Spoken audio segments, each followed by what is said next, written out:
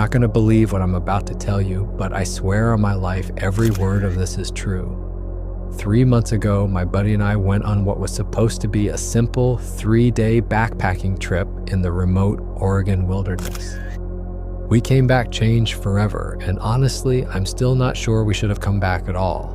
We've been planning this trip for months. Both of us needed to get away from the city, from work stress, from everything. The plan was simple: hike deep into the backcountry where hardly anyone ever goes, set up camp by a small lake we'd found on the maps, and spend a few days fishing and just being away from civilization. The trailhead we chose was about 4 hours from the nearest small town, and even that town only had maybe 200 people. Once you got past the first few miles of trail, you wouldn't see another soul for days. The first 2 days went exactly as planned. Perfect weather, good fishing, no problems at all.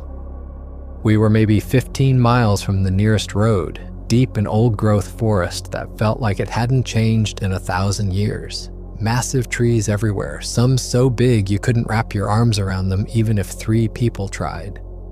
The forest floor was thick with moss and fallen logs, creating this maze of green that muffled every sound. It was on the morning of our 3rd day that everything started to go wrong. We were packing up camp, getting ready to hike to a different spot for our last night when this smell hit us. I can't even begin to describe how bad it was. Imagine the worst garbage you've ever smelled, mixed with wet dog and something rotting. It was so strong it made our eyes water. We looked at each other like, what the hell is that? But we couldn't see anything that would cause a smell like that. That's when we noticed how quiet everything had gotten. I mean, dead silent. No birds, no squirrels chattering, no insects buzzing. Nothing. If you spent much time in the woods, you know there's always some kind of noise. Animals moving around, wind in the trees, something. But this was the kind of silence that makes your ears ring. It felt wrong, like the whole forest was holding its breath. We finished packing up as fast as we could, both of us eager to get moving. The smell seemed to be getting stronger, and there was this feeling, I know this sounds crazy, but it felt like we were being watched. You know that feeling when you're sure someone's looking at you, but you turn around and nobody's there? It was like that, but stronger. Much stronger. We started hiking back toward the main trail, planning to take a different route to our next campsite. The path we were on wasn't really a proper trail, just an old deer track that wound through the trees. About 20 minutes after we started walking, we heard it for the first time. Heavy footsteps behind us. At first, we figured it was another hiker. Maybe someone else had the same idea about getting away from it all. But when we stopped to look back, we couldn't see anyone. The footsteps stopped too. We started walking again, and sure enough, the footsteps started up again, matching our pace exactly. Stop, and they stopped. Start walking, and they started walking. My buddy suggested maybe we should call out, see if whoever it was needed help or wanted to walk together. But something about the whole situation felt off. The footsteps were too heavy, too widely spaced. Like whatever was making them was much bigger than a normal person. And there was still that terrible smell drifting toward us on the breeze. We decided to pick up the pace a bit, not running, but walking faster than before. The footsteps behind us matched our speed perfectly. It was starting to freak us both out. We'd been hiking for maybe an hour when we stopped at a small creek to fill our water bottles. That's when we saw the first real sign of what we were dealing with. In the muddy bank beside the creek were footprints, but these weren't human footprints or boot prints. They were huge, easily twice the size of my buddy's size 11 boots, and shaped like a human foot, but elongated and much wider. The toes were clearly defined, and you could see where whatever made them had dug into the mud with each step. The stride length between prints was at least 4 feet. No human walks with a stride that long. We stood there staring at these prints for maybe 30 seconds, our minds trying to process what we were seeing. That's when we heard branches breaking behind us, up in the trees. Not small branches that might snap in the wind, but big ones. The kind of sound you hear when a tree falls, but shorter and more deliberate.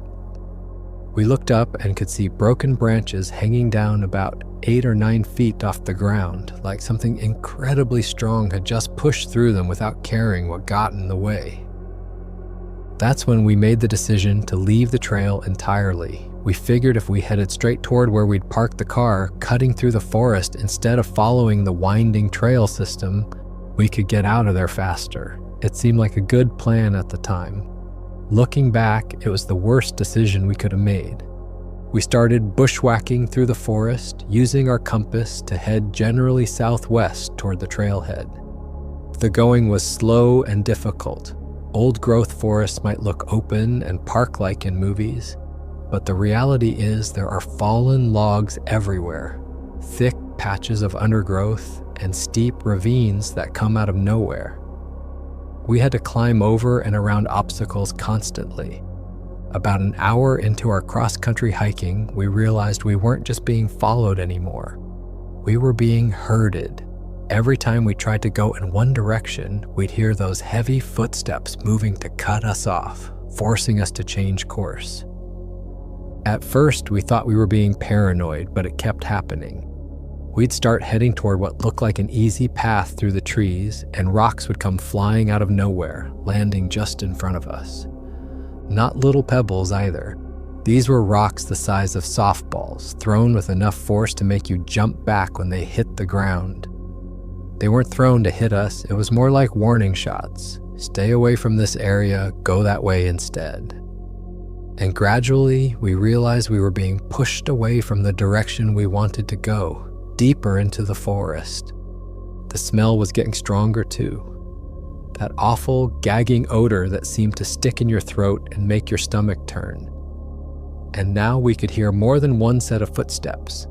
Sometimes they'd be behind us, sometimes off to our left or right, but always there, always keeping pace with us, always just out of sight. We'd been hiking for about 3 hours when we finally saw it.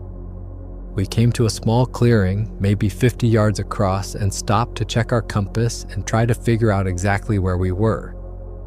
The sun was getting low, and we were starting to worry about being caught in the forest after dark. My buddy was looking at the GPS unit, trying to get a signal, when I saw movement at the edge of the clearing. At first, I thought it was a bear standing up on its hind legs.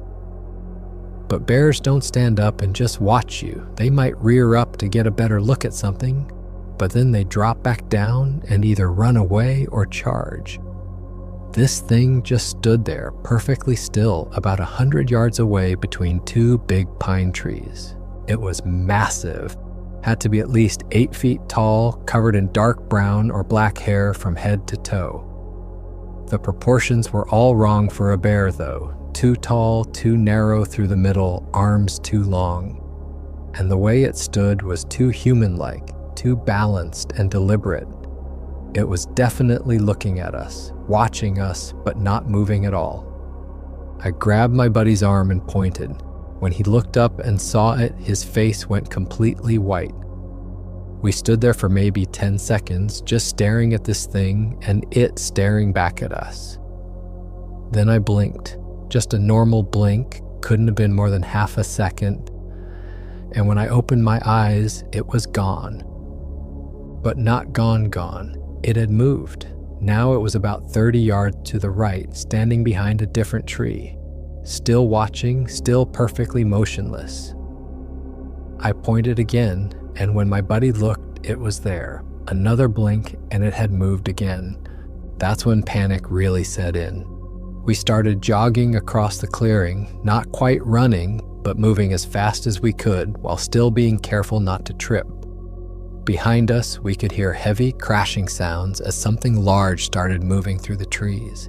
Branches snapping, undergrowth being trampled, the sound of something that weighed several hundred pounds moving fast and not caring what got in its way. We made it to the far side of the clearing and plunged back into the forest, but now we could hear the pursuit getting closer.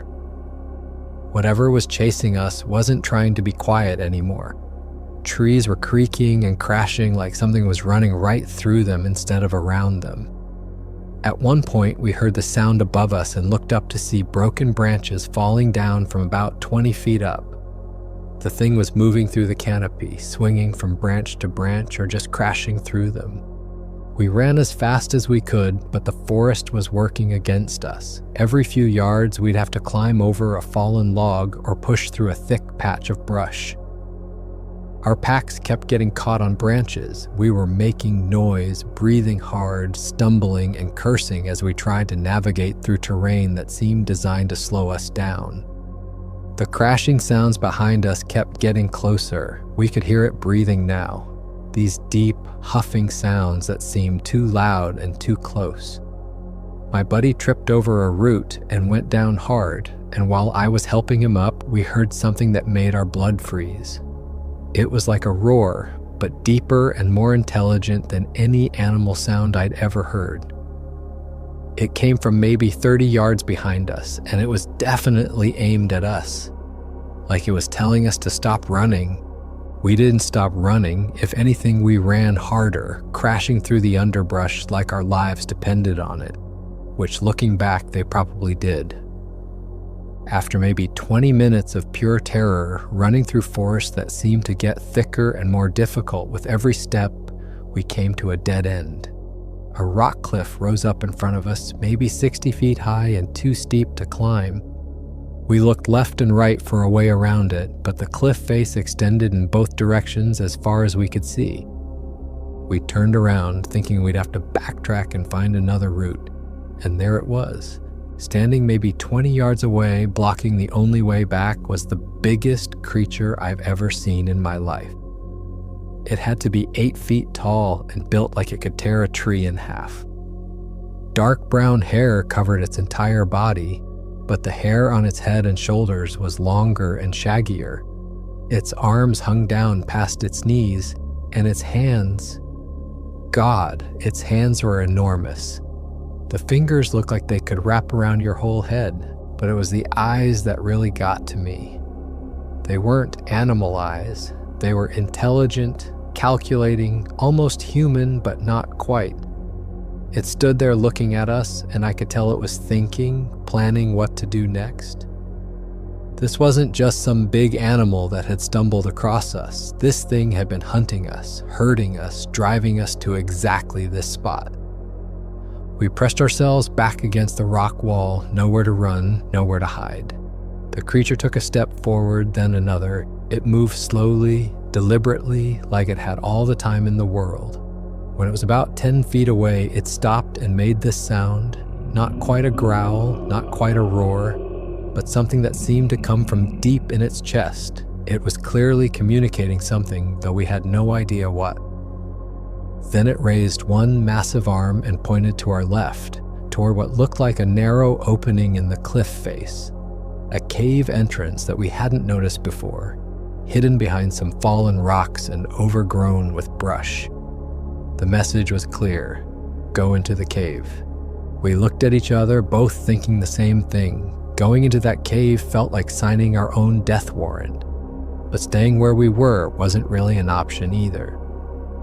The creature took another step forward and made that deep sound again, more insistent this time.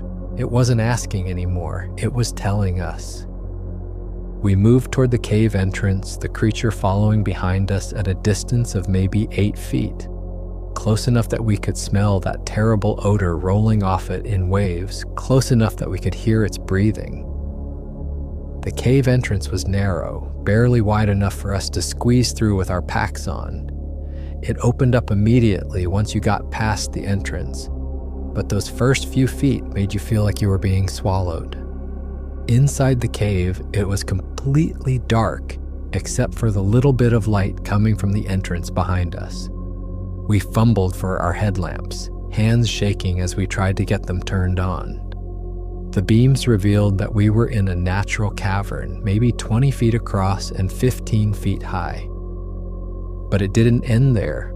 We could see openings leading deeper into the mountain, a whole system of tunnels and chambers. The creature had ducked down to fit through the cave entrance, but once inside, it stood up to its full height and blocked the only way out. We were trapped. But instead of attacking us or doing whatever we thought it was going to do, it just stood there watching us.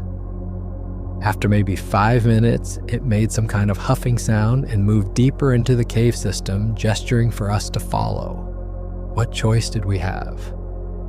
It led us through a series of tunnels, all of them carved out by water over thousands of years. Our headlamps created dancing shadows on the walls, and every sound echoed weirdly in the enclosed space. The creature moved ahead of us, surprisingly quiet for something so large. It knew these tunnels well, never hesitating at intersections, never having to duck branches or avoid obstacles like we did.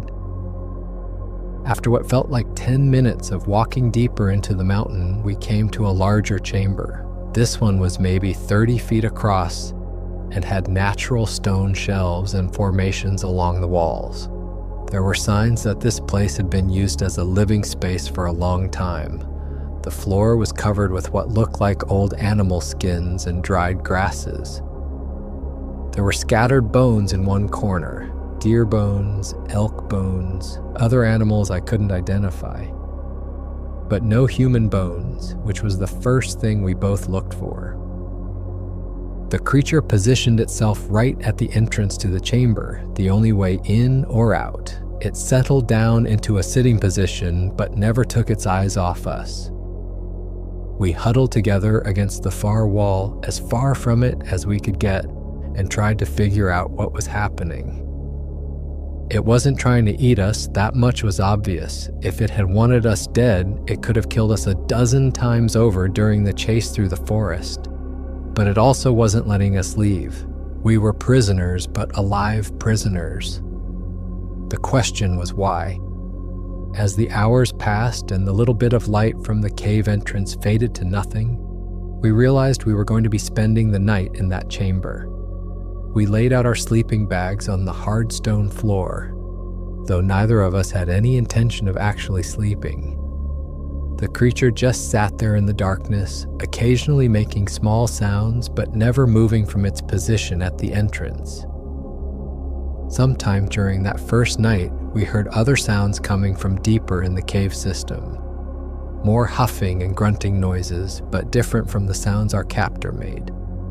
There were others down there, we realized, a whole family or group of these things living in the mountain. When morning came, we could tell because a tiny bit of light started filtering down from somewhere far above. The creature got up and disappeared into the tunnels. For about 20 minutes, we were alone in the chamber. We considered trying to escape, but the tunnel system was like a maze, and we had no idea which way led to the surface. We'd probably just get more lost than we already were. When the creature came back, it was carrying something, large green leaves folded up like bowls filled with water. It set them down near us and backed away to its position by the entrance. The water was cold and tasted slightly mineral, but it was clean. We were both desperately thirsty after the chase and the stress of the night before, so we drank it gratefully.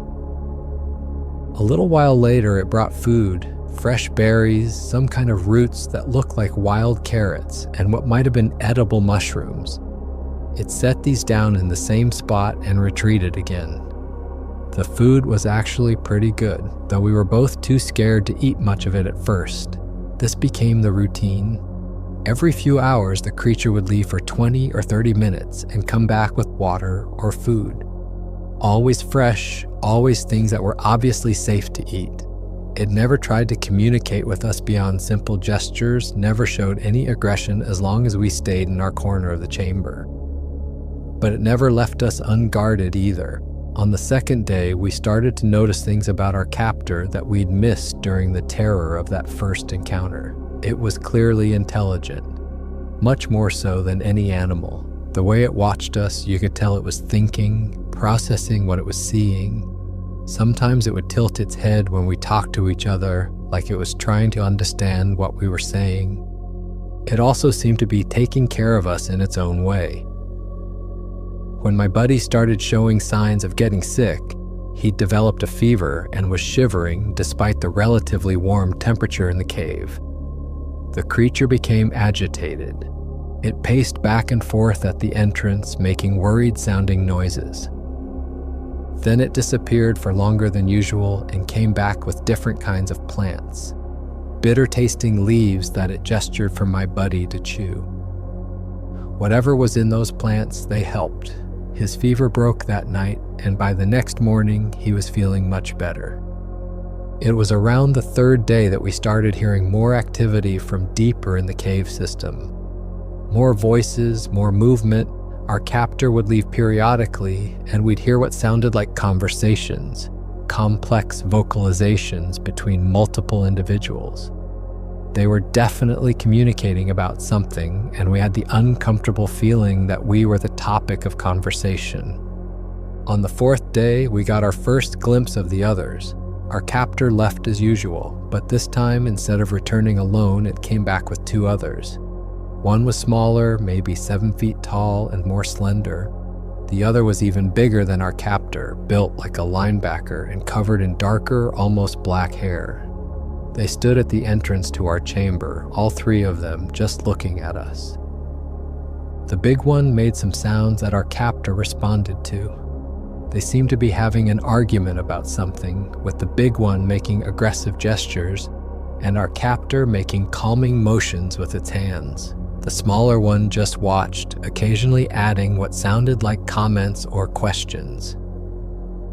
After maybe 10 minutes of this, the other two left, but we could hear them continuing their conversation somewhere deeper in the tunnels. Our captor settled back into its usual position, but it seemed more alert than before, more watchful. That night, we heard sounds that made it clear we were dealing with a whole community of these creatures. Adult voices, but also smaller voices that could only be juveniles. At one point, something that sounded almost like laughter echoed through the tunnels. These weren't just random monsters living in a cave. They were a family, a social group with relationships and hierarchies and their own culture. It was both fascinating and terrifying. On one hand, the fact that they were intelligent and social gave us hope that they might eventually let us go. On the other hand, it meant we were dealing with something much more complex than a simple animal encounter. These creatures had made a deliberate decision to capture us and keep us alive. The question was what they planned to do with us in the long run. By the fifth day, we were both starting to crack under the stress. The physical conditions weren't terrible. We were being fed and given water, and the temperature in the cave was comfortable. But the psychological pressure of being held captive, of not knowing what was going to happen to us, was wearing us down. We'd gone from initial terror to a kind of numb acceptance, but now we were starting to feel desperate. My buddy was handling it worse than I was. He'd always been a bit claustrophobic, and being trapped in an underground chamber was pushing him toward a breakdown. He started talking about trying to rush past our captor, about attempting to fight our way out. I kept telling him it was suicide. The thing weighed probably 400 pounds and could tear us apart without breaking a sweat. But desperation was making him consider increasingly irrational plans. That's when our captor surprised us again. It had been watching my buddy's growing agitation, and that morning, instead of bringing food, it brought something else. A small pile of what looked like toys, carved wooden figures, polished stones, even what might have been a primitive musical instrument made from a hollow piece of wood. It set these down closer to us than usual and made encouraging sounds. The message was clear. These were meant to keep us occupied, to give us something to do besides sit and worry. The craftsmanship was remarkable. The wooden figures were carved with incredible detail, depicting various animals and even what looked like the creatures themselves. Someone had spent serious time and effort making these things. My buddy picked up one of the figures, a beautifully carved deer, and turned it over in his hands. For the first time since we'd been captured, I saw some of the tension leave his shoulders. Having something to focus on besides our situation seemed to help both of us. Over the next couple of days, our captor continued bringing us small gifts. More carved figures, interesting rocks, even some dried flowers that filled our corner of the chamber with a pleasant smell to counteract the musty cave odor. It was becoming clear that, from its perspective at least, we weren't prisoners. We were something more like pets or honored guests. This realization was both comforting and deeply disturbing. Comforting because it suggested we weren't going to be harmed, but disturbing because it implied our captor saw us as something to be kept rather than something to be released. In its mind, we belonged here now. On the 7th day, we met the rest of the family.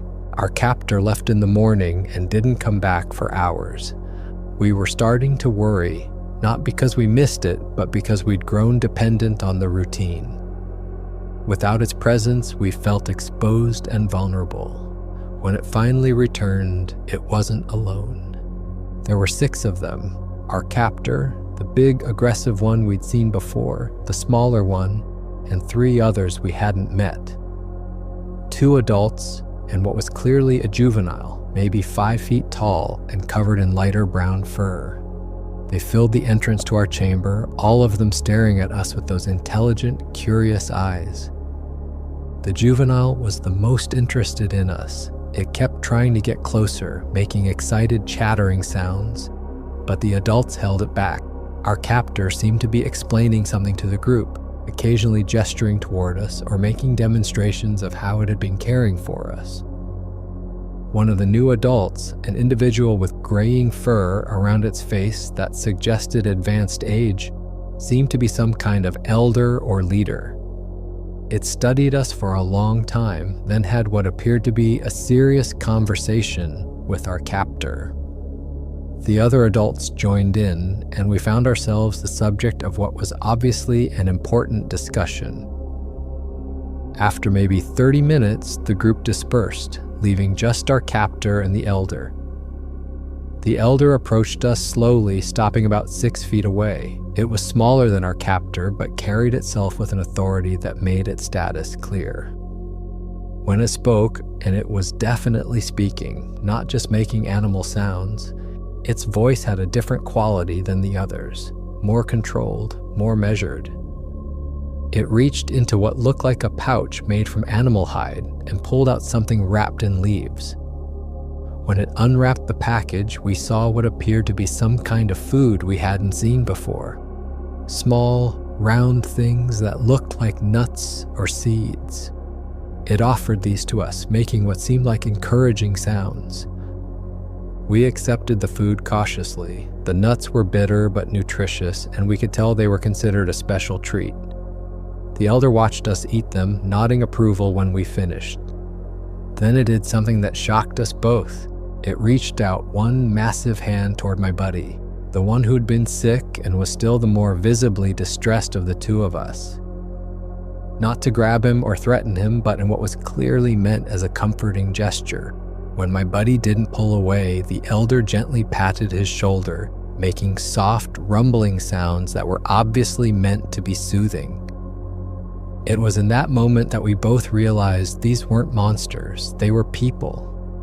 Different from us, certainly, but people nonetheless. They had culture, social structures, emotions, and apparently the capacity for compassion. Whatever they wanted with us, it wasn't motivated by simple predatory instinct. Over the next few days, we had regular visits from various members of what we'd started thinking of as the clan.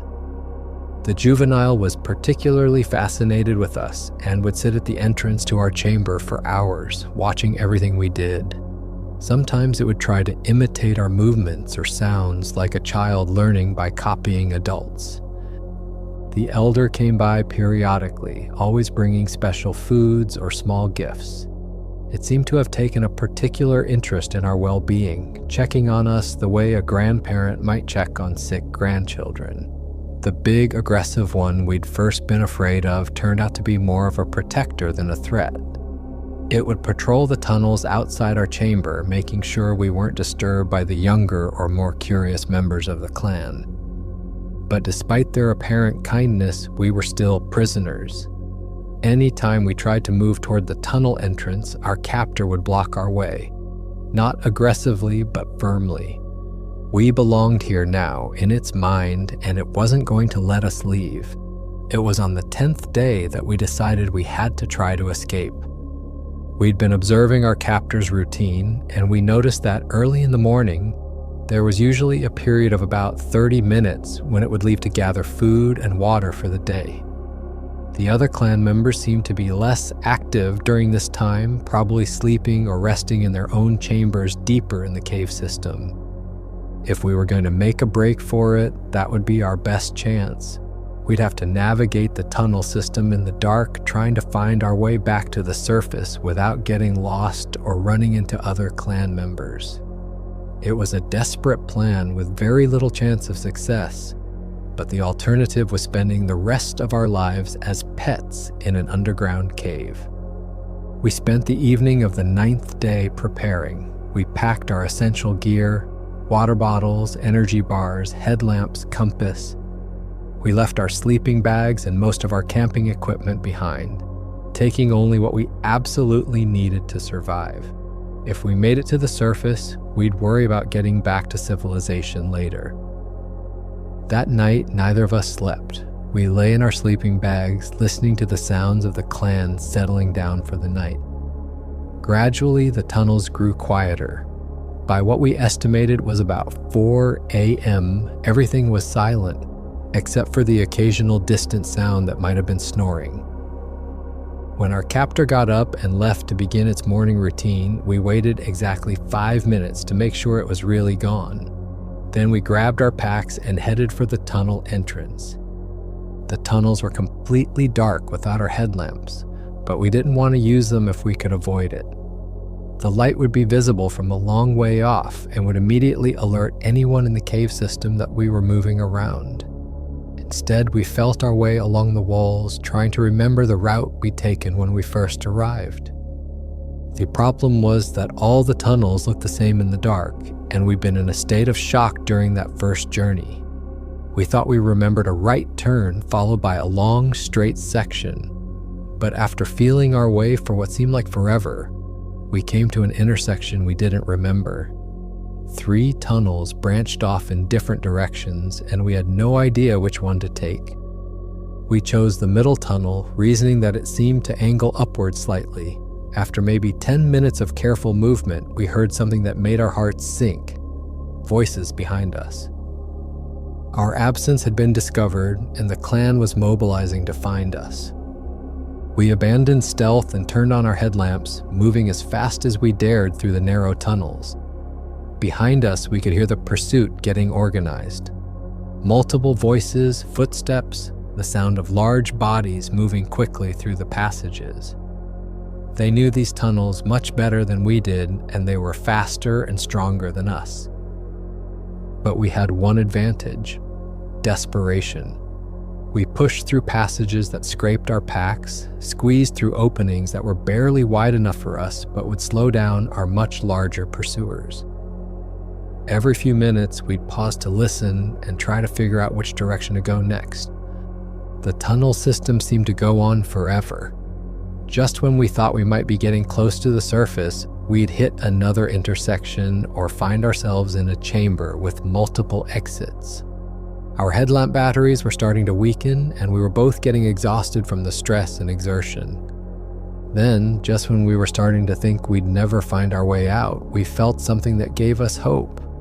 A breath of fresh air, not the stale underground air we'd been breathing for the past 10 days, but actual surface air with the smell of pine trees and earth. We followed that air current like our lives depended on it, which they probably did. The sounds of pursuit were getting closer, and we knew it was only a matter of time before our larger, faster pursuers caught up with us. But that fresh air meant we were close to an exit. After what felt like hours, but was probably only 30 minutes, we saw something beautiful. Actual daylight filtering down from somewhere above. We'd found a passage that led to the surface, though we still had maybe 100 feet of climbing to go. The last part of the escape was the hardest. The passage angled sharply upward, and we had to climb over loose rocks and squeeze through openings that got narrower as we went higher. Behind us, we could hear our pursuers reaching the bottom of the climb. They were too big to follow us through the narrowest sections, but they were making sounds that clearly expressed their frustration and anger at our escape. When we finally climbed out of that hole in the ground and found ourselves standing in actual forest, breathing actual fresh air and feeling actual sunlight, we both just collapsed. We were miles from where we'd been captured, in a part of the forest we didn't recognize, but we were free. The sounds coming from the cave entrance behind us were getting louder and angrier. We didn't know if there might be other exits, other ways for the clan to reach the surface and continue pursuing us. We forced ourselves to get up and start moving, using our compass to head in what we hoped was the right direction. For the next 6 hours, we hiked through forests that seemed to get thicker and more difficult with every step. We were exhausted, dehydrated, and completely lost. But every step was taking us further away from that cave, further away from our captors, and closer to whatever freedom we could find. Late in the afternoon, we stumbled onto a logging road. It wasn't much, barely wide enough for a truck, rutted and overgrown, but it was human-made, and it had to lead somewhere. We followed it for maybe 2 miles before we saw the most beautiful sight in the world, a pickup truck coming toward us. The driver was a logger who was finishing up his day. When he saw 2 filthy, exhausted hikers stumbling down his access road, he immediately stopped and offered to help. We told him we'd gotten lost hiking and needed to get to a phone, which was true enough. He drove us to the nearest town where we called for someone to pick us up. We never told anyone the real story of what happened to us in those mountains. The official version was that we'd gotten lost, spent more time than planned trying to find our way out, and finally made it to safety. People seemed satisfied with that explanation, and we didn't see any reason to complicate things by trying to describe something that no one would believe anyway. But we both know what really happened. We know there's an intelligent species living in those mountains, a species that most people think is just a myth. We know they're capable of complex social behavior, that they have culture and technology and emotions. And we know that, at least for 10 days, we were part of their world. Sometimes I wonder what happened after we escaped. Did they give up on keeping humans as pets? Did they move to a different cave system? Do they still remember the 2 strange visitors who shared their home for a while? I also wonder if we'll ever see them again, not because I want to be captured again. Those 10 days were the most terrifying of my life, but because I can't shake the feeling that we witnessed something important, something that changes everything we think we know about the natural world. My buddy and I don't talk about it much anymore. We've both moved on with our lives, gone back to our normal routines. But sometimes, when I'm alone in the woods, I catch myself listening for heavy footsteps or sniffing the air for that unmistakable smell.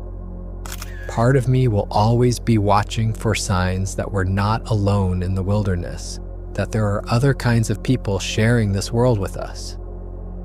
And sometimes, late at night when I can't sleep, I think about our captor, the individual who kept us safe and fed and tried to understand us even though we were completely alien to its world. In its own way, I think it cared about us. That might be the strangest part of the whole experience. We weren't just prisoners or specimens or threats to be dealt with. We were something worth protecting, worth keeping safe. I'll never forget those intelligent eyes watching us in the darkness of that cave, or the gentle way that massive hand patted my buddy's shoulder when he was sick. Whatever those creatures are, wherever they came from, they're more like us than we could have imagined, and that might be the most unsettling realization of all.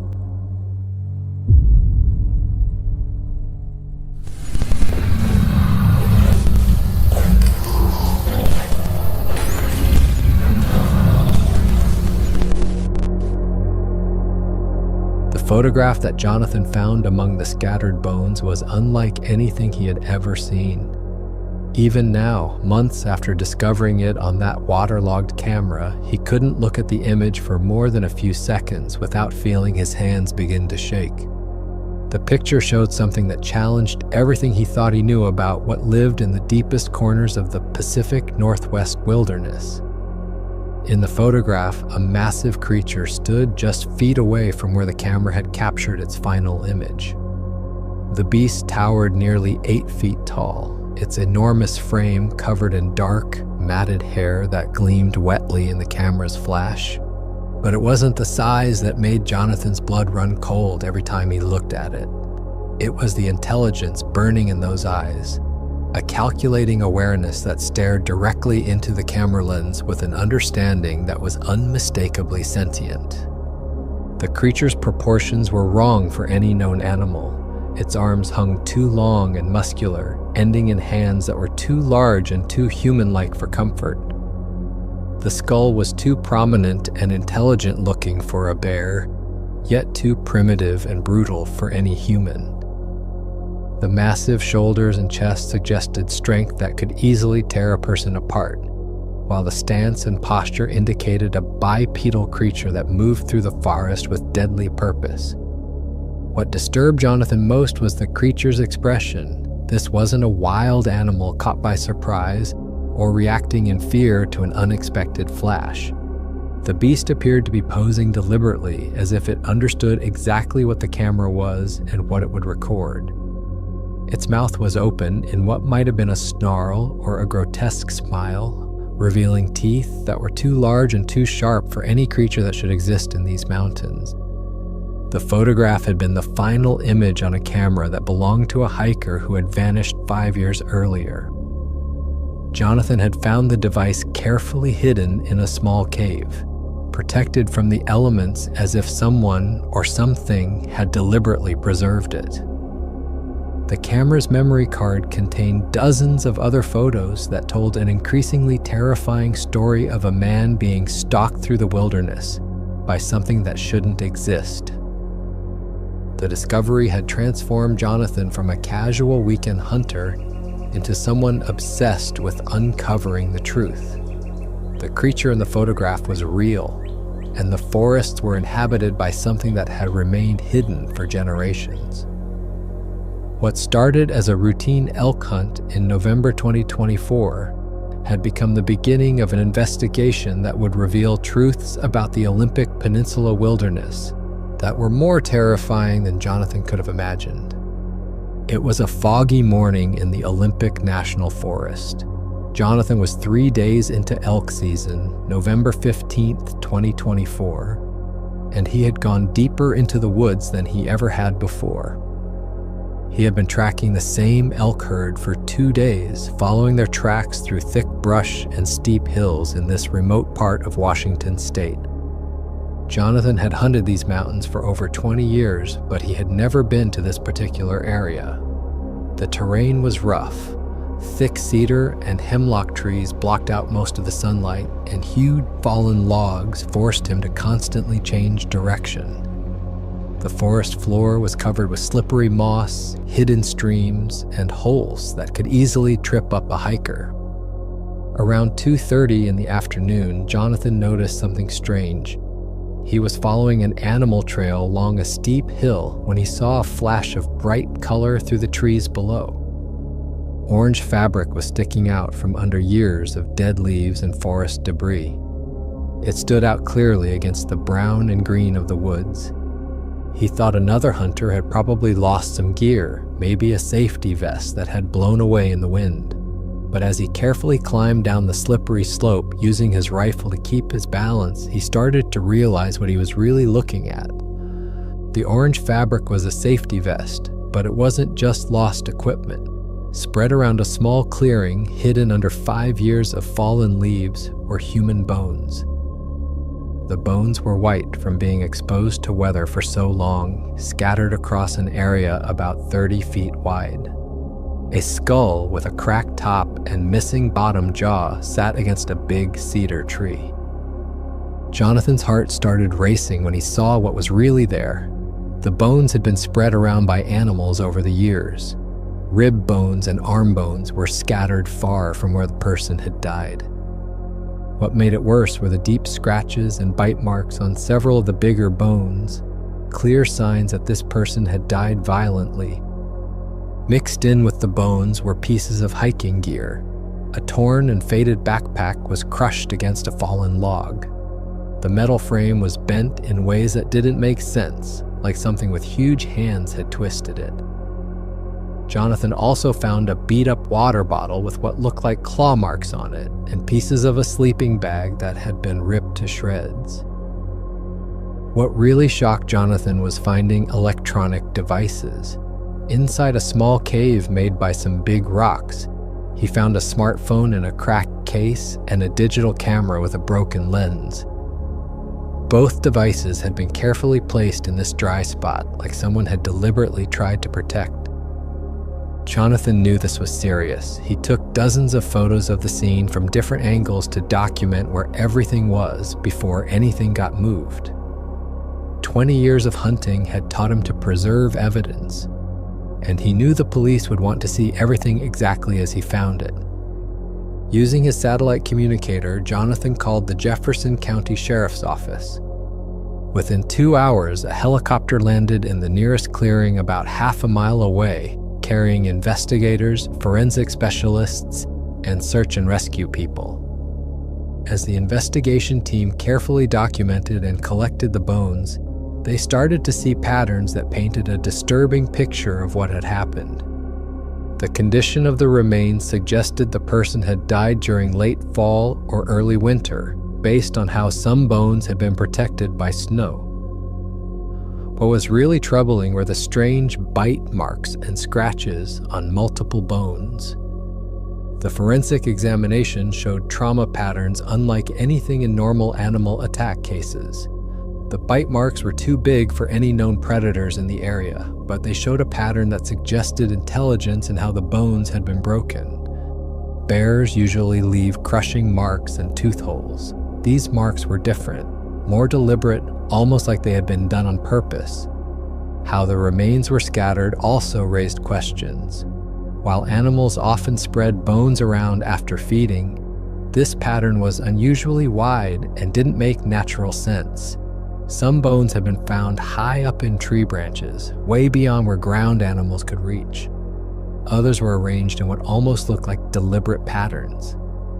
A search of missing persons databases quickly revealed the likely identity of the deceased. The timing, location, and description of the gear all pointed to a 28-year-old software engineer from Seattle who had vanished during a solo backpacking trip in November 2019. The missing man had been an experienced hiker with dozens of successful wilderness expeditions under his belt, making his disappearance all the more mysterious. The original search had been extensive but ultimately unsuccessful. He had filed a detailed itinerary with park rangers, planning a 5-day solo trek through some of the most remote areas of the Olympic Peninsula. His route was ambitious, a challenging loop that would take him far from established trails into areas that few hikers ever visited. When he failed to return on his scheduled date, search teams had scoured the area for 2 weeks before being forced to call off the operation due to dangerous weather conditions. The recovery of the missing man's electronic devices offered the potential for answers that had been missing for 5 years. Both the smartphone and camera had been exposed to moisture and temperature extremes, but their protective cases had done their job reasonably well. The phone's screen was cracked and its battery long dead, but the internal memory appeared intact. The camera showed more promise. While its lens was damaged, the memory card was in surprisingly good condition. The task of extracting data from the damaged devices fell to digital forensics specialists. The phone revealed the hiker's final text messages and attempts to contact emergency services. His last successful communication had been on November 18, 2019, when he sent a text saying he was running behind schedule but was safe and planning to reach his next checkpoint the following day, After that, the phone showed dozens of failed attempts to send messages and place calls, all blocked by the lack of cell service in the remote wilderness. But it was the camera that yielded the most significant and disturbing evidence. The memory card contained over 200 photos documenting the missing man's journey, from cheerful selfies at the trailhead to increasingly desperate images as his situation deteriorated. The photos told a story that was both tragic and deeply unsettling. The early images showed the hiker in good spirits, capturing stunning vistas of snow-capped peaks and pristine wilderness. His selfies revealed a confident, experienced hiker comfortable in the challenging environment. Photos of his campsite showed a well-organized setup with proper gear and adequate supplies. Everything appeared normal for the first 3 days of his journey. The tone began to change on November 19th. Photos from this date showed the missing man had set up camp in the same clearing where Jonathan would later find his remains. The images revealed an increasingly anxious expression on his face, and several photos seemed to be taken hastily, as if he was documenting something that concerned him. One image showed large, unusual footprints in the mud near a stream. Prints that were clearly not human but didn't match any known animal in the region. The photographs became progressively more disturbing as they progressed. Images from November 20th showed the hiker barricading his tent with fallen logs and rocks, creating what appeared to be a defensive perimeter. His face in the selfies showed obvious stress and fear, with dark circles under his eyes suggesting he hadn't slept. Several photos captured what appeared to be deliberate arrangements of sticks and stones around his campsite, structures that looked almost like warnings or territorial markers. The most chilling images were taken over the following 3 days. The missing man had clearly begun to suspect he was being watched or followed. Multiple photos showed him pointing his camera toward the tree line, trying to capture whatever he believed was observing him. While most of these images showed only forest shadows and vegetation, careful digital enhancement revealed disturbing details. In one photo, taken on November 21st, a dark shape could be seen partially hidden behind a cluster of trees approximately 50 yards from his campsite.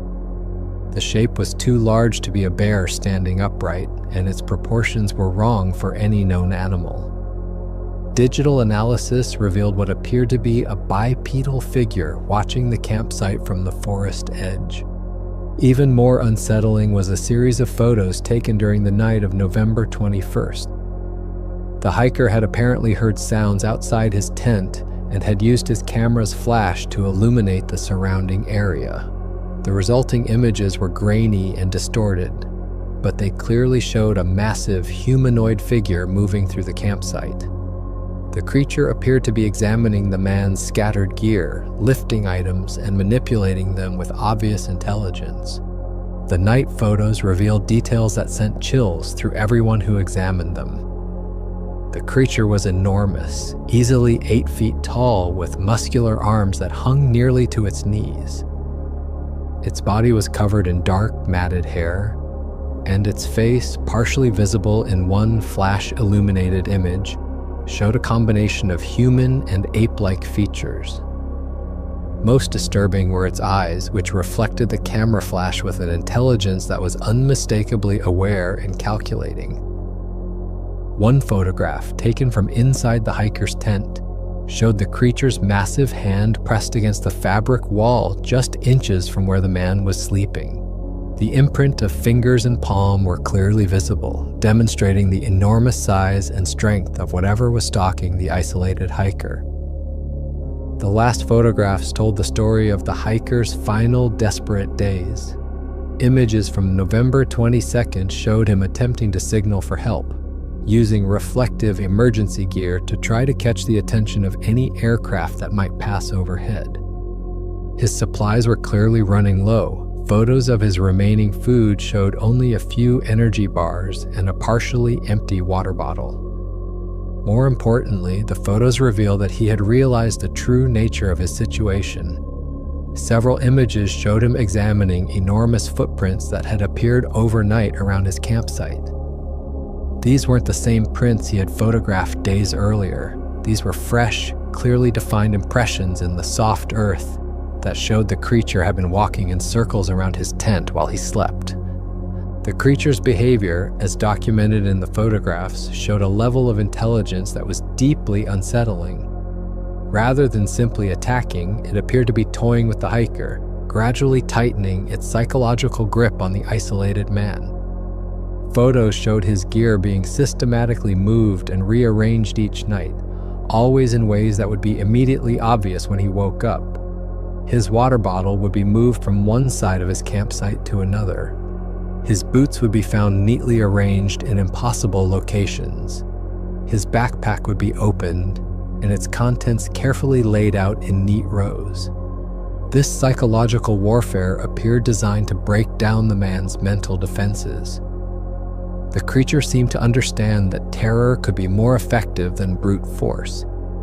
By demonstrating its ability to approach the campsite at will, to manipulate his possessions while he slept, and to watch him constantly from the forest shadows, it was methodically destroying his ability to think rationally and plan an escape.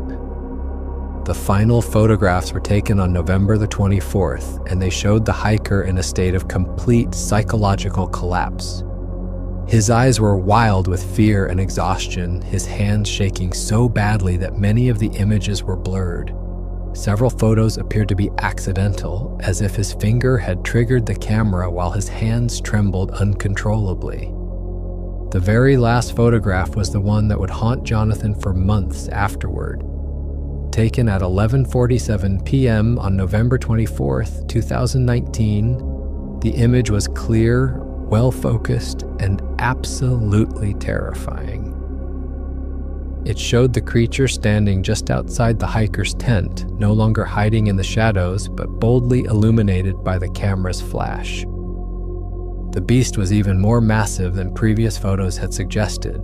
Standing fully upright, it towered over the surrounding vegetation, its head nearly level with the lower branches of nearby trees. Its arms were disproportionately long, with hands that ended in what appeared to be sharp, claw-like fingernails. The creature's face was a disturbing hybrid of human and animal features. Intelligent eyes set in a skull that protruded forward like a gorilla's, but with a mouth that showed unmistakably human-like teeth arranged in a predatory snarl. Most chilling was the creature's posture and expression. It wasn't simply looking at the camera, it was posing for it. The beast appeared to understand exactly what the hiker was doing and seemed to be deliberately presenting itself for documentation. Its arms were spread wide in a gesture that could have been interpreted as welcoming or threatening, and its mouth was open in what might have been a roar or a grotesque smile. The metadata from the camera revealed that this final photograph had been taken just minutes before the device was placed in the protective cave where Jonathan would find it 5 years later. The implication was clear. The missing man had somehow managed to hide his camera and phone in those final moments, perhaps hoping that someone would eventually find them and understand what had happened to him. The forensic examination of the remains provided additional evidence that supported the photographic documentation. The analysis revealed trauma patterns that were unlike anything encountered in standard cases. The bones showed evidence of massive, blunt force trauma, but the patterns were inconsistent with known animal attacks or accidental falls. Several ribs had been broken in a way that suggested the victim had been grabbed and crushed by something with enormous hands. The fracture patterns indicated that the force had been applied deliberately and with precision, rather than the random damage typically seen in predator attacks. More disturbing were stress fractures in arm bones that suggested he had been lifted and manipulated while still alive. The condition of the skull provided the most troubling evidence.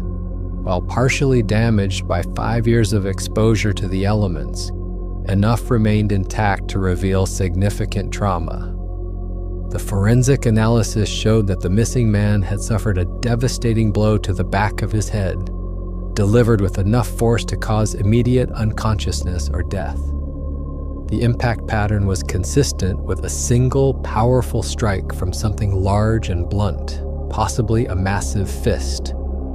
Trace evidence recovered from the bones included hair samples that didn't match any known animal species in the region. The hair was coarse, dark brown to black, and showed microscopic characteristics that were neither fully human nor clearly animal. DNA analysis of the hair samples proved inconclusive, with results that contained genetic markers from multiple species but didn't match any existing databases. As news of Jonathan's discovery spread through law enforcement circles, it triggered reviews of other unsolved disappearances in the Pacific Northwest. The results were disturbing. Over the past 15 years, more than 30 experienced outdoor enthusiasts had vanished in the wilderness areas of Washington, Oregon, and Northern California. While most disappearances in such challenging terrain could be explained by natural hazards, several cases showed unusual characteristics that paralleled the documented case.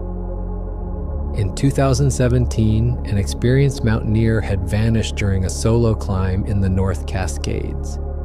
His campsite was found intact, but his camera revealed photos of large, unusual footprints and shadowy figures in the forest. The climber's final photographs showed evidence that someone or something had been systematically moving his gear during the night, behavior identical to what the missing hiker had documented.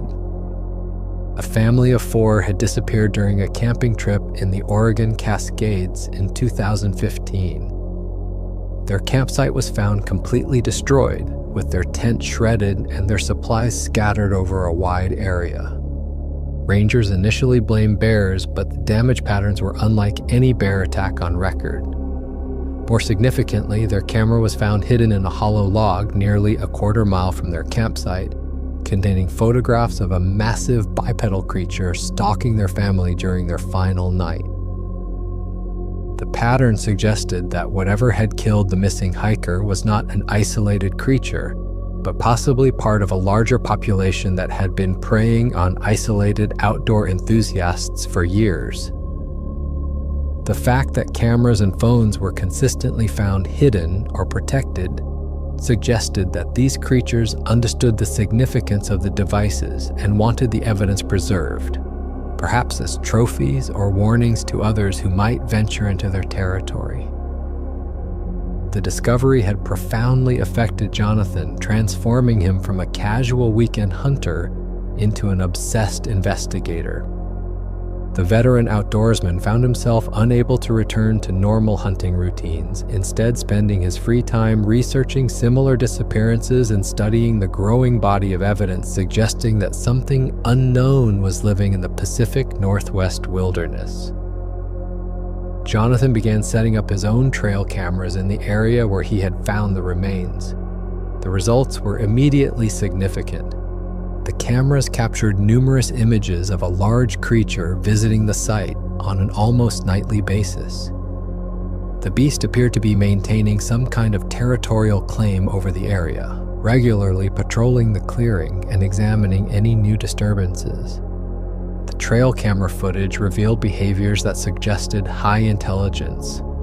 The creature was careful to avoid looking directly at the cameras, as if it understood their purpose.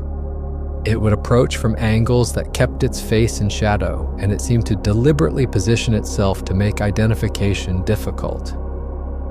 When Jonathan moved the cameras to new locations, the creature quickly adapted, finding new approaches that maintained its anonymity. 2 years of continuous monitoring revealed patterns in the creature's behavior that suggested a complex social structure and sophisticated territorial management system. The beast operated within a territory that encompassed hundreds of square miles, maintaining cleared areas that served as gathering places and showing sophisticated understanding of seasonal patterns by migrating between different elevations as weather conditions changed. Most significantly, the creature appeared to have developed strategies for monitoring human activities throughout its territory. It maintained observation posts near popular hiking trails and camping areas, allowing it to predict and avoid most human encounters while maintaining detailed knowledge of human behavioral patterns. On Jonathan's final night monitoring the site, he made a discovery that fundamentally changed his understanding of what he was dealing with. While reviewing his trail camera footage, he noticed that one camera had been moved during the night. The device had been carefully repositioned to face a nearby tree, and when Jonathan examined the location, he found something that made his blood run cold. Carved into the bark of the tree, approximately 10 feet above ground level, was a message. The carving was crude but unmistakably deliberate, symbols and marks that appeared to form letters and words. The message was partially obscured by the natural texture of the bark, but enough was visible to make out what appeared to be "Stay away" carved in rough, angular letters. The height of the carving indicated that whatever had made it stood tall enough to reach that level without assistance. The depth and precision of the cuts suggested the use of tools or claws capable of penetrating thick bark. Most disturbing was the clear indication that the creature was not only intelligent but literate. It understood human language well enough to communicate a warning. The implications were staggering. The carving suggested that the Pacific Northwest was home to creatures that were not only intelligent, but had somehow acquired knowledge of human language and communication. The sophistication required to understand the concept of written warnings indicated a level of cognitive development that challenged fundamental assumptions about human uniqueness. Jonathan's investigation had revealed evidence of beings that had been successfully avoiding human detection for centuries. The creatures appeared to be highly evolved descendants of early hominid species that had survived in isolated wilderness areas. Their intelligence was equivalent to, or possibly superior to, modern humans, but their development had followed a different path that emphasized harmony with natural environments rather than technological advancement. The recent increase in disappearances and encounters appeared to be linked to expanding human recreation in wilderness areas and climate change effects that were forcing the creatures into more frequent contact with hikers and campers.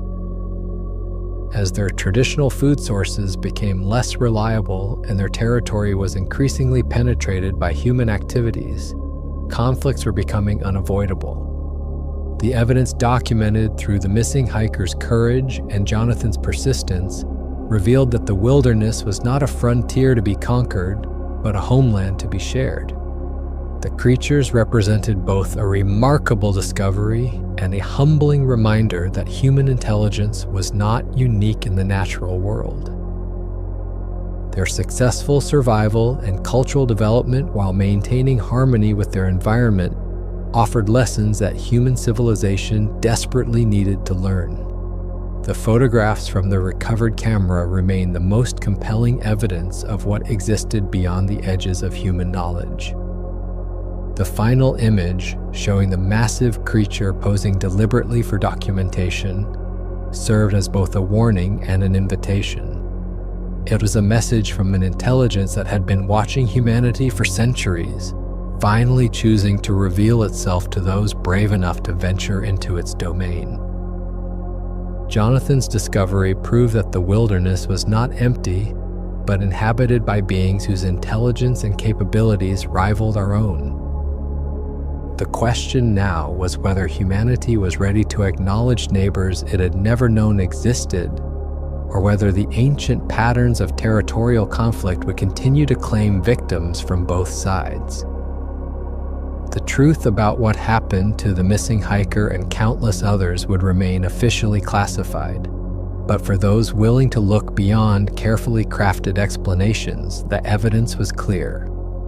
We are not alone on this planet, and we have never been alone. In the deepest forests and most remote mountains, ancient intelligences continue to watch and wait, protecting their territory and their secrets with a patience that spans generations. The photograph that no one wanted to examine was proof that somewhere in the shadows of the Pacific Northwest wilderness, something powerful and intelligent was still deciding whether humanity was ready to share the world it had claimed as its own. For more interesting stories, check this out.